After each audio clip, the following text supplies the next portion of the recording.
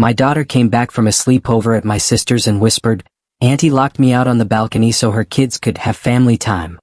She sat in the cold while they laughed inside. I didn't lose it. I drove over, rang the bell, took back my keys and documents and said, "Family time ends with my money." That night I cut off rent and insurance. By morning my sister was blowing up my phone. I still remember the soft, broken whisper of my daughter's voice. "Aunt Karen locked me on the balcony, Dad, so her kids could have family time." In that moment, something inside me didn't just break. It shattered and a cold, hard resolve took its place. That night, I finally chose my daughter over the relentless exploitation of my own sister, and the explosion that followed rocked our entire family. Hey everyone, Nathan here. I'm 36 and for pretty much my entire adult life I've been that guy. You know, the one who gets the call when rent's due, the car breaks down, or someone needs a little vacation fund boost. I'm not rich, not by a long shot. I'm just a logistics coordinator, decent pay, nothing fancy. But there's a massive difference between me and my younger sister, Karen. I save, she spends. I plan, she expects. It's always been that way.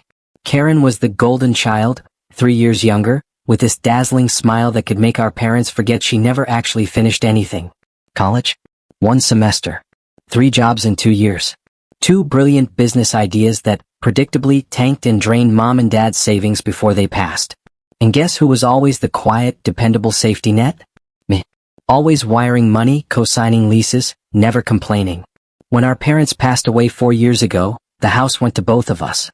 Karen, of course, wanted to sell it immediately and blow the cash. I wanted stability, a future.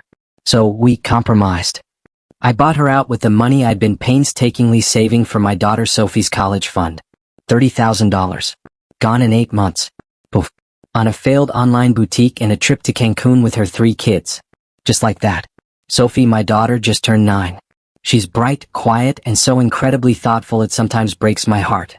Her mom left when Sophie was only 2, so it's always been just us. Sophie adored Aunt Karen, absolutely loved her cousins. Every few weeks she'd ask for a sleepover at their place and I always said yes. I wanted her to feel connected, to have that sense of belonging I never quite did. Karen lives in a 2-bedroom apartment, about 20 minutes from us. And guess what? I covered her rent. $1,400 a month. I also kept her on my car insurance, her driving record. A disaster. Her phone bill? On my family plan. 3 years. I'd been doing this for 3 whole years. When I first offered to take over those payments, she cried, hugged me tight, and told me I was saving her life. Her kids needed stability, she said. She'd pay me back when her new photography business took off. That photography business lasted 4 months. But I kept paying. I told myself it was for the kids, for my niece and nephews. They shouldn't suffer because their mom couldn't get her act together. Sophie would come home from those sleepovers buzzing with stories about movies, games, snacks. It made me happy. It made me feel like I was doing something good, something right. Last Friday, I dropped Sophie off for a weekend sleepover. Karen's kids were bouncing, all excited. Karen gave Sophie a hug, then me, and told me to enjoy my free weekend.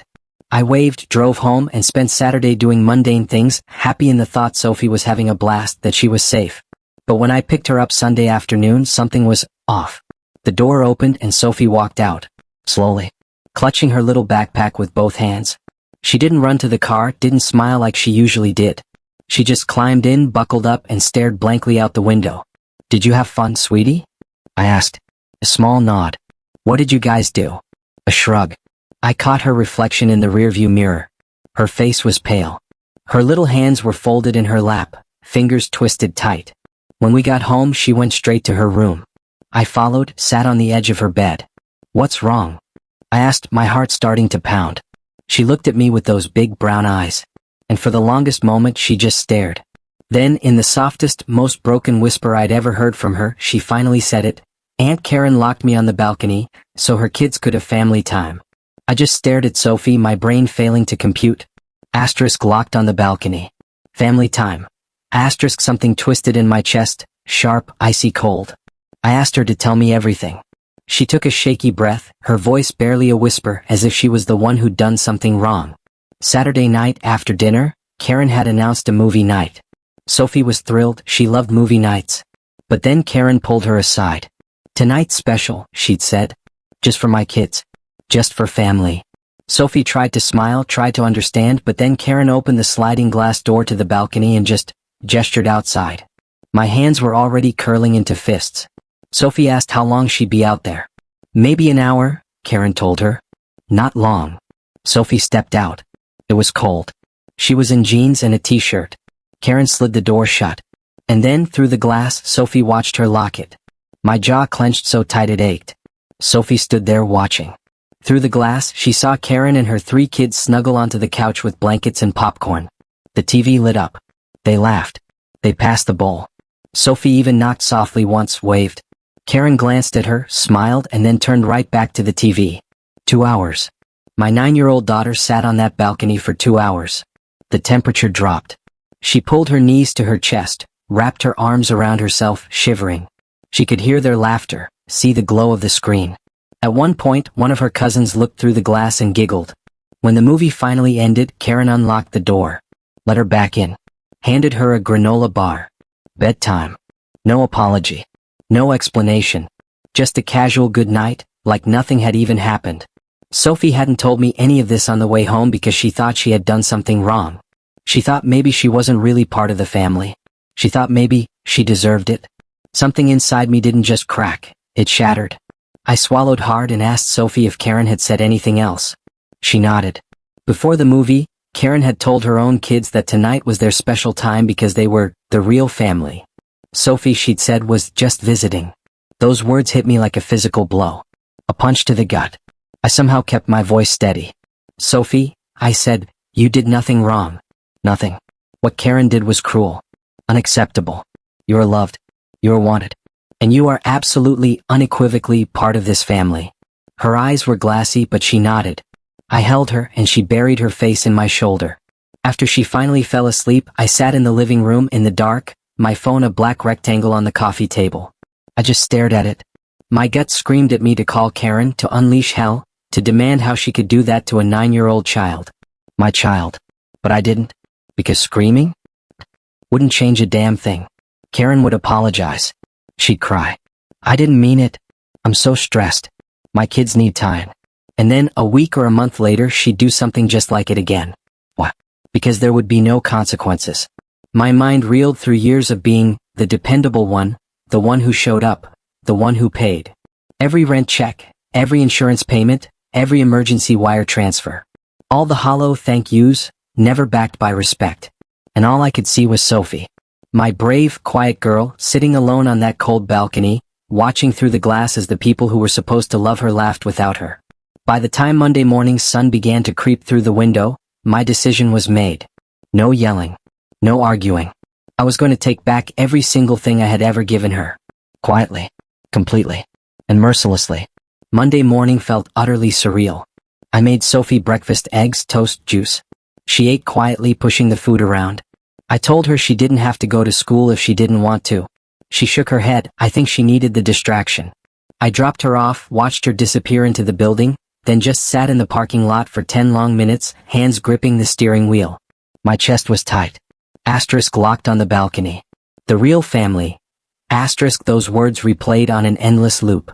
I drove to work on autopilot, nodding vaguely at coworkers, staring at my computer screen without seeing a thing. My manager even checked in. You okay? Fine, I lied. He didn't push. Lunchtime came and went. I didn't eat. All I could think about was Karen. How easily she'd excluded Sophie. How casually she'd done it, like Sophie was nothing. And then all the years before this started flooding back. Every time Karen had taken without asking. Every broken promise to pay me back. Every time I'd covered for her, defended her, made excuses, because that's what family did, right? That $30,000 from Sophie's college fund, meant for her future, gone in Karen's failed boutique and impulsive vacations. I remembered her hugs, her tears, her solemn promises. The time I co-signed her car lease because her credit was trashed. Then the dealership called, 3 payments missed. I paid them. She never even mentioned it. Or Sophie's 6th birthday 2 years ago, when I asked Karen to watch her for a few hours. I arrived to pick her up and Karen wasn't even home. Sophie was sitting alone on the front steps, waiting. 6 years old. Karen had just gone to a party. When I confronted her, I forgot, she'd said. Simple as that. She forgot. All those times I told myself it was fine. That Karen was stressed, a single mom with 3 kids. That I was the older brother, it was my job. But suddenly none of it mattered. Because somewhere along the way I had become invisible. I wasn't Nathan the brother. I wasn't Nathan the uncle. I was Nathan the wallet. Nathan the backup plan. Nathan the idiot who would always fix things. And Sophie? She was collateral damage. By the time I left work at 5, I was a different man. Calmer, yes, but colder. The raw anger had solidified into something sharp, focused, and utterly ruthless. I picked Sophie up and she asked for pizza. So we got pizza, watched a movie on the couch. For a moment, everything felt normal. But inside, I was a whirlwind of calculations. After Sophie went to bed, I opened my laptop, my bank account, my insurance portal. That digital folder where I'd meticulously kept every receipt, every payment confirmation for the past 3 years. I felt no guilt, no conflict. Only a stark, unsettling readiness. First, a list. At the kitchen table, I wrote down every single financial tie to Karen. Rent, car insurance, phone bill, streaming services, Netflix, Amazon Prime, Hulu, Disney Plus, even my Costco membership. All of it. Then the spreadsheet. Columns, monthly cost, start date, total paid. I painstakingly went through 3 years of bank statements, matching transactions. Rent payments. $1,400 a month for 36 months. That's $50,400. Car insurance, $220 a month. $7,920. Phone bill, $65 a month. $2,340. And that's not even counting the one-time emergencies. The frantic calls about electricity being cut off, school supplies, new tires. I estimated another $8,000 to $10,000 over 3 years. Total? Around $70,000. I stared at that number. $70,000. More than a year of my salary. Money that could have rebuilt Sophie's college fund. Money that could have bought us a better apartment, a more reliable car, a real vacation. Money I'd given freely because I genuinely thought I was helping family. But now, I felt nothing. No anger, no regret. Just absolute chilling clarity. I navigated to my bank's website, found the recurring payments. The rent was set for the 1st of the month. Today was the 27th. 4 days. I clicked the scheduled transaction. Hovered over, cancel. Then I clicked, payment canceled. A small, dark satisfaction. Next, my car insurance portal. Logged in. Found Karen's policy. Remove a driver. Confirmed. Confirmation message. My phone bill account. Karen's line. Suspend service. Are you sure? Oh, I was sure. Suspended. Netflix. Changed password. Logged out all devices. Amazon Prime. Hulu. Disney Plus. Every single streaming service. By midnight, every single financial thread connecting me to Karen was severed. Cut. Cling. I leaned back, stared at the ceiling, my phone dark on the table. How long would it take her to notice? Days probably.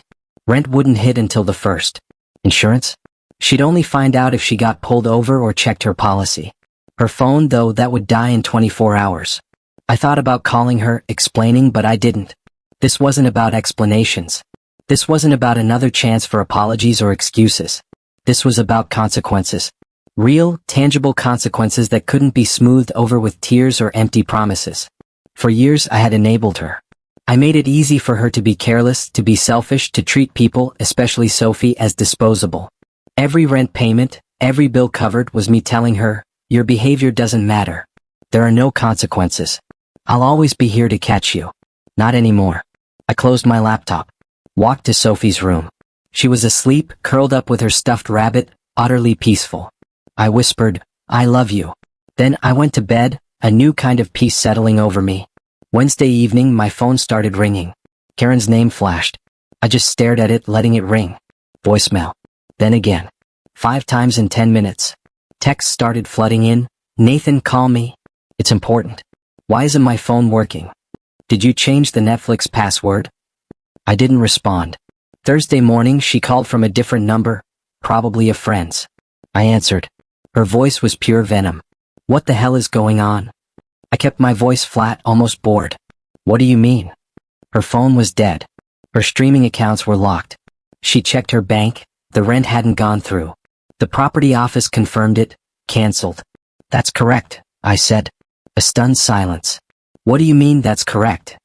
Did you cancel my rent? Yes. Her voice ratcheted up. Why? Because I'm done paying it. It sputtered, You can't just do that.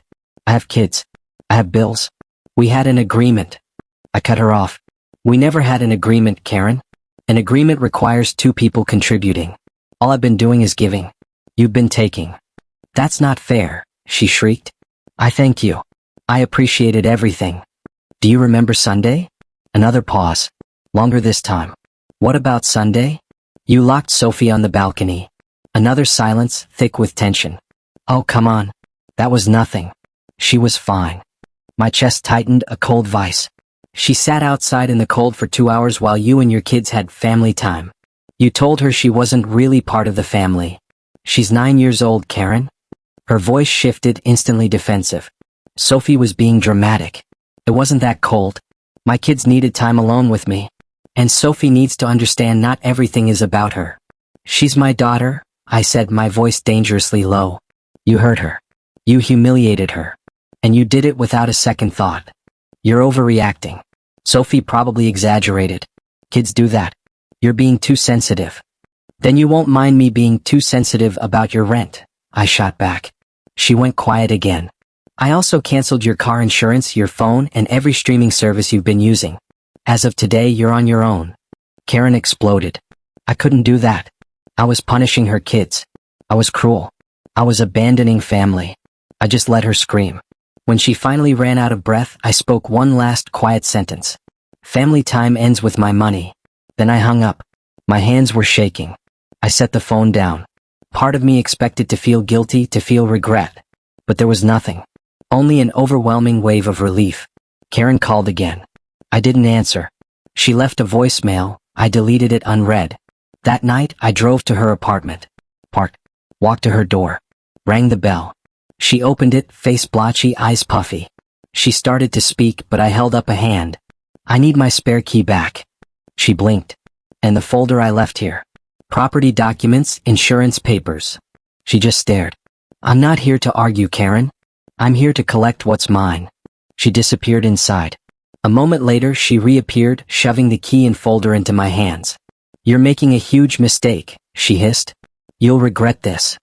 I looked her dead in the eye. I already regret 3 years of paying your bills while you treated my daughter like garbage. Then I turned and walked away. No looking back. Friday morning, I took a personal day from work. My manager didn't ask questions. He probably saw the storm brewing in my eyes. I spent the entire morning at my kitchen table, surrounded by paper.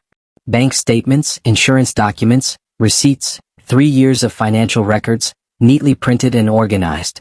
Canceling the payments was step one, but I needed to make damn sure Karen understood. This wasn't temporary.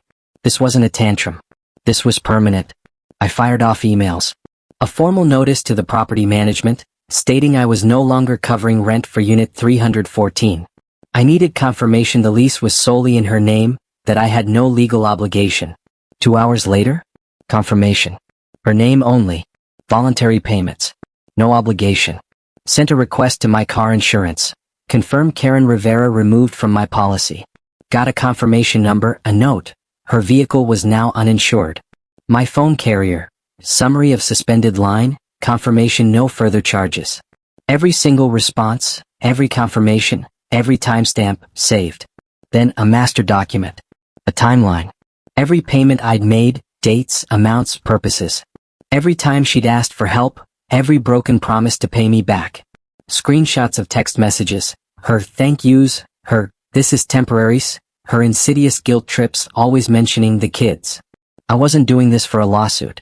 I did it because I needed to see it. I needed to know I wasn't being cruel or petty. I was being rational. The numbers screamed it, $70,000 over 3 years. And in return? She locked my daughter on a balcony. I printed that timeline. Put it in a folder. Labeled it simply, Karen. Phase 2. I scrolled through my contacts to Aunt Gloria. My mom's older sister, the family matriarch. The one everyone ran to for advice, for mediation, for validation. I hadn't spoken to her in months, but Karen? Karen had her on speed dial, always complaining, always painting herself as the struggling single mom. I drafted a message, Hi Aunt Gloria. I need to talk to you about something that happened with Karen and Sophie. It's important. Coffee this weekend? I stared at send. 3 minutes later, of course, sweetie. Saturday 10 a.m. The usual place. See you then. This wasn't about turning the family against Karen. It was about making sure the truth was out there. Because I knew how this would play out. Karen would call Gloria, crying, saying I'd abandoned her, that I was cruel. She'd play the victim. And if I didn't get ahead of it, Gloria would believe her. I spent the rest of the day meticulously preparing. Copies of the timeline. Screenshots of Karen's begging texts. And the text Sophie had sent me from that balcony. Short. Simple. From my 9-year-old, Dad, are you picking me up? It's cold out here. Can you come get me? I hadn't realized then. I thought she was just checking in. But looking at the timestamps now, those messages were sent during the 2 hours she was locked out. I stared at them, a knot in my stomach. Then I added them to the folder. By Friday night I was ready. The evidence compiled.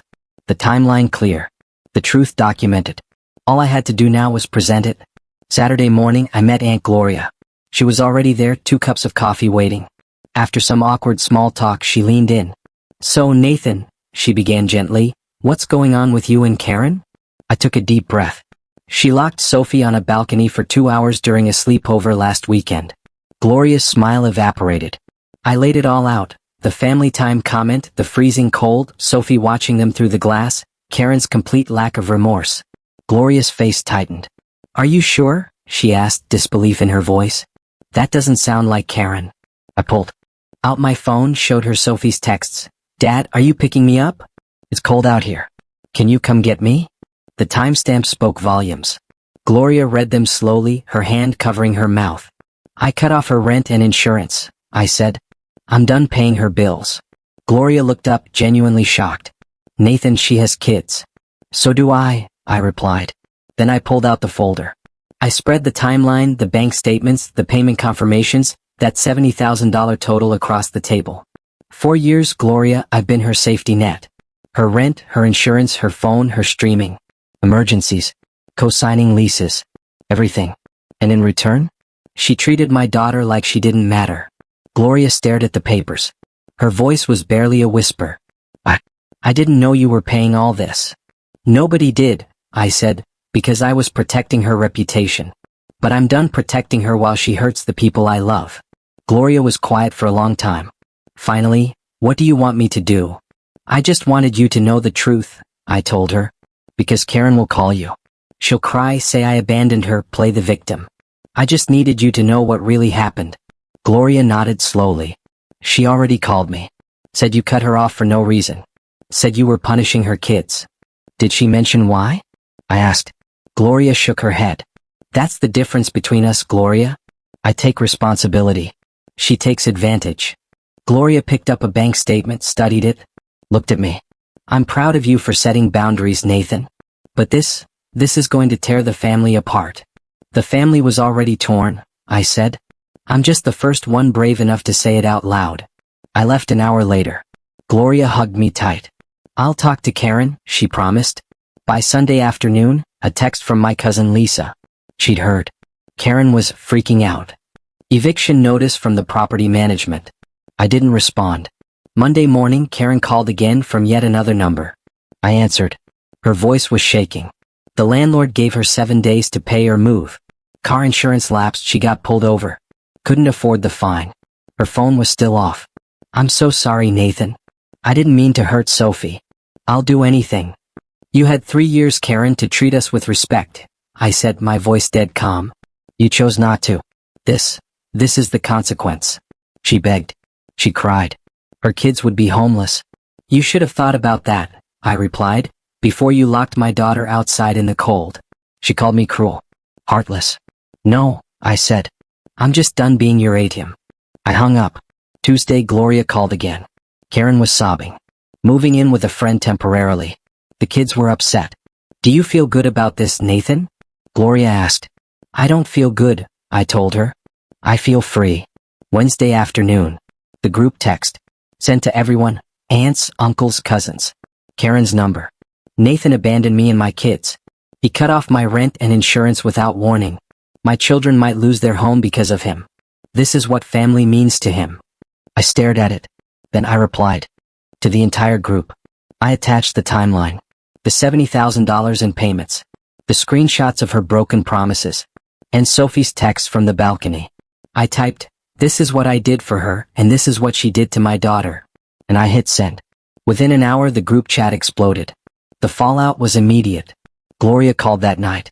She'd seen my messages. Karen was furious. Half the family was outraged at Karen's lies. The other half wisely stayed out of it. Gloria apologized for not seeing it sooner.